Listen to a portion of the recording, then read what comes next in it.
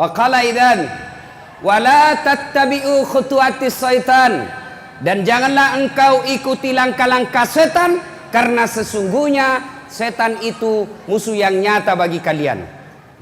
Ada setan di sini? Ada setan? Di sana anak masjid ini ditempati. Ada setan? Ada. Mana Ustadz? Itu HP.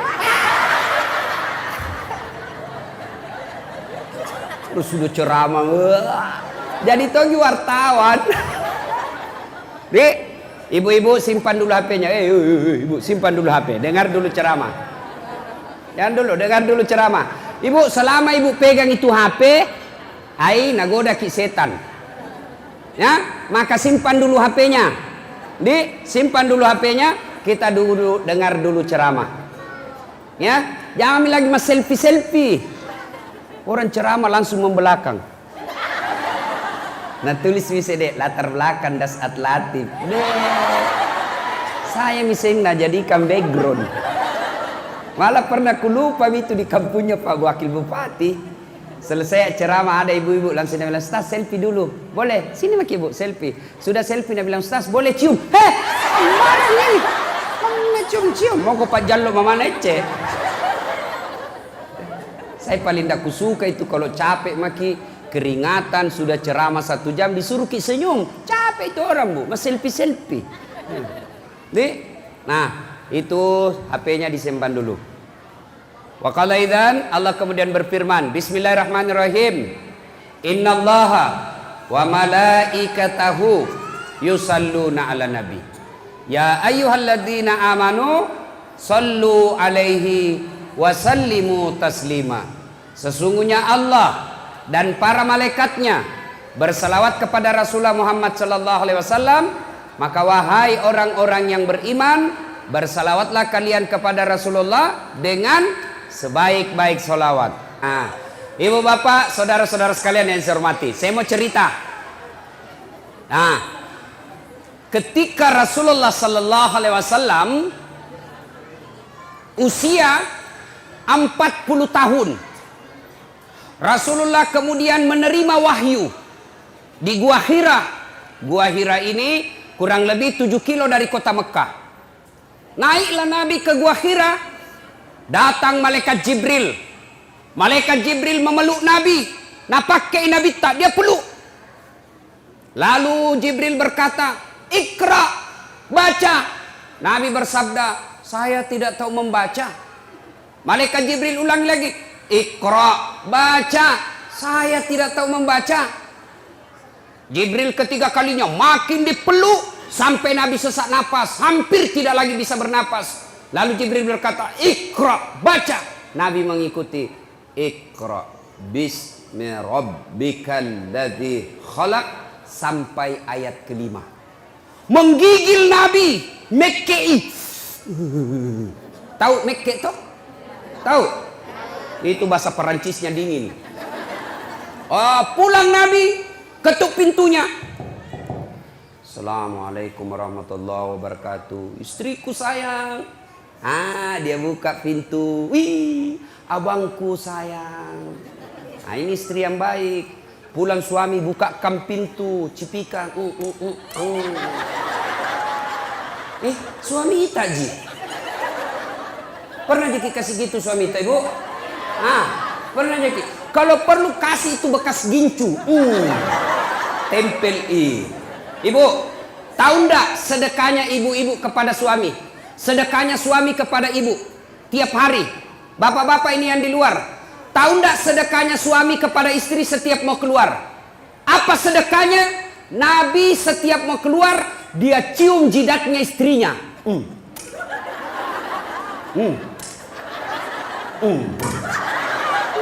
Dicium.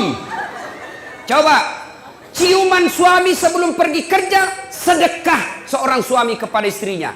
Maka bapak-bapak mulai besok sedekahlah sebelum keluar rumah. Kalau nak lupa suami ta ibu, kalau nak lupa suami ta, kasih ingat, Pak, sedekah. Sini kau aku sudah kai kau. Tapi ibu juga harus cantik. Mau disedekahi baru banyak osing.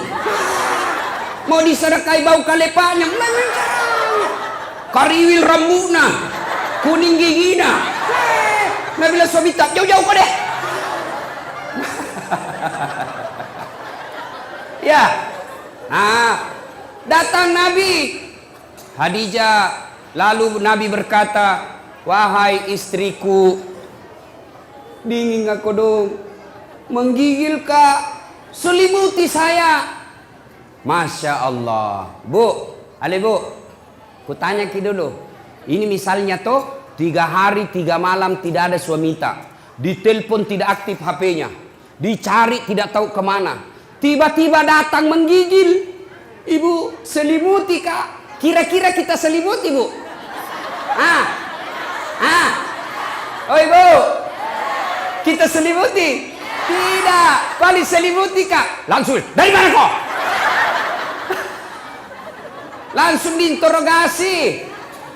Selimuti kak ibu, langsung dia bilang, cik dak kau. Itu Khadijah, suaminya 3 hari 3 malam keluar, pulang kedinginan. Wahai istriku, selimuti saya. Khadijah menjawab, sami'na wa ata'na. Saya dengar dan saya taati. Maka hikmah pengajian pertama ibu, pulang ki pengajian ini, apapun nak perintahkan ki suami tak, selama tidak bertentangan agama, wajib ibu ikuti. Tahu? Nah, bu, pakai kau jilbab, siap. Jangan yang sampi-sampi, siap. Jangan yang pendek-pendek, siap. Kalau itu tidak lakukan, bukan cuma dosa kepada Allah, tapi juga dosa kepada suami.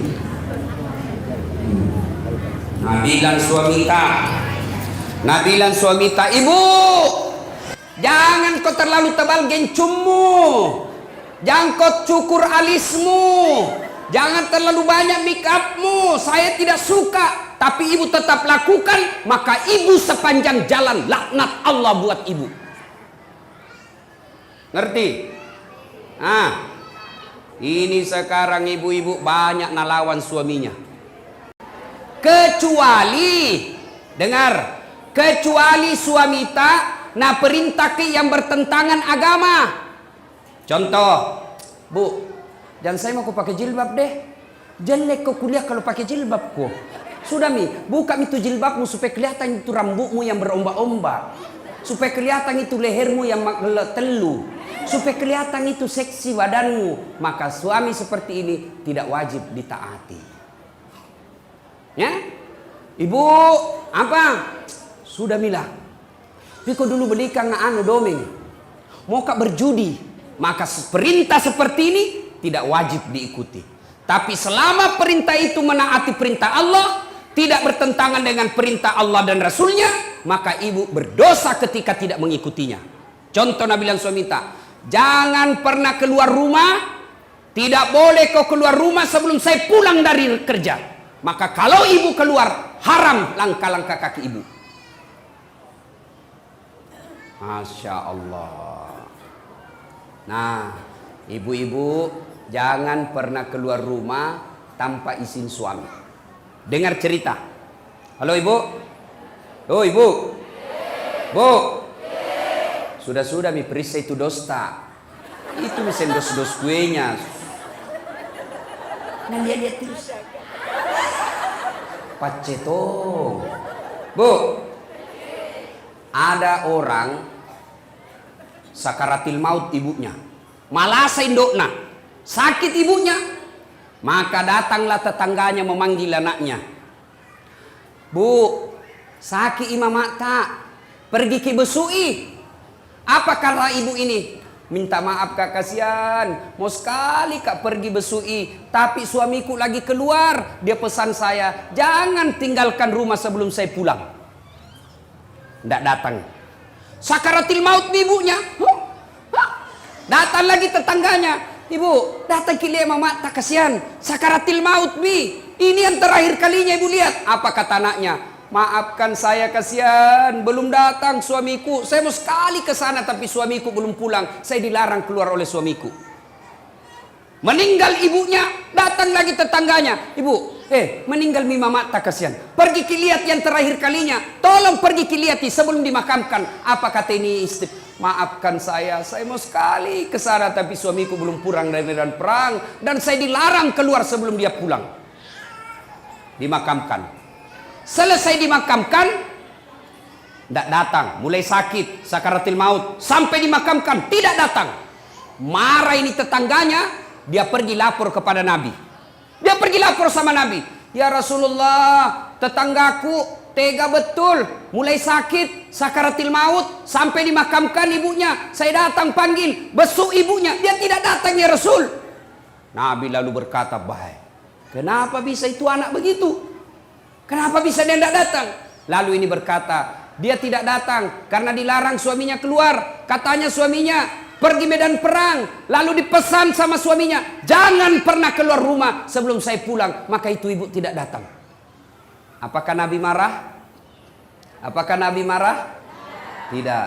Nabi lalu bersabda, diampuni seluruh dosa ibu yang meninggal karena punya anak yang taat sama perintah suaminya. Masih ada ibu-ibu begini sekarang? Woi, masih ada? Oh, kasihan. Baru 10 menit pergi suaminya na telepon temannya datang mago. Cepat kok, tidak ada mi suamiku.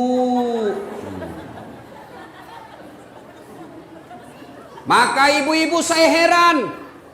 Di mana-mana masjid ramai majelis taklim. Di mana-mana ramai majelis-majelis taklim. Bahkan setiap masjid ada majelis taklimnya. Tapi anehnya, kenapa ibu-ibu sekarang banyak yang tidak tahu taat sama suaminya?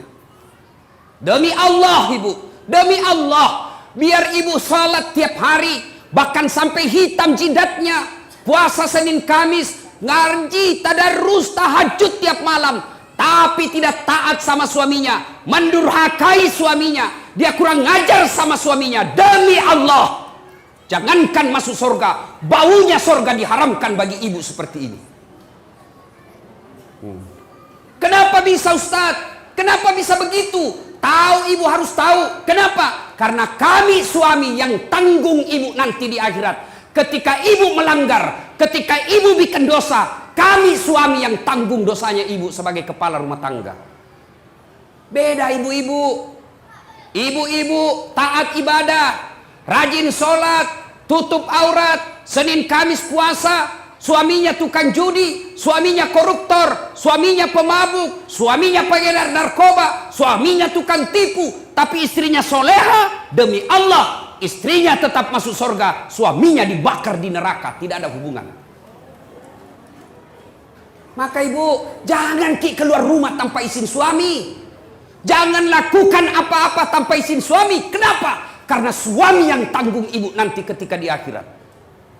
Maka bersyukur ibu-ibu yang punya suami. Kenapa? Karena itulah nanti yang lindungi ketika di akhirat. Maka hargai suami tak. Jangan hina suami tak gara-gara dia miskin.